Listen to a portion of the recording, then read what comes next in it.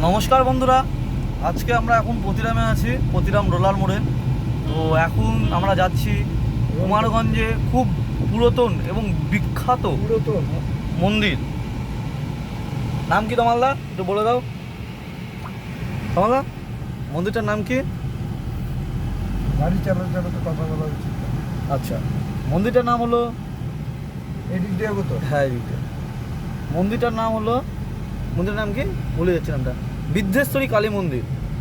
খুব পুরাতন বিখ্যাত মন্দির।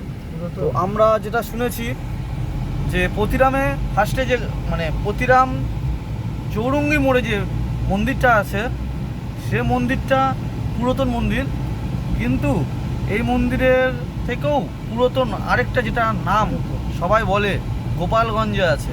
তো চলো দেখা যাক, ভিডিওটা থাকো। গোপালগঞ্জে, গোপালগঞ্জ তো কুমারগঞ্জেরও পড়ে না কুমারগঞ্জের অনেক আগে, ব্রিজটার এপারে। ব্রিজটা তো কুমারগঞ্জ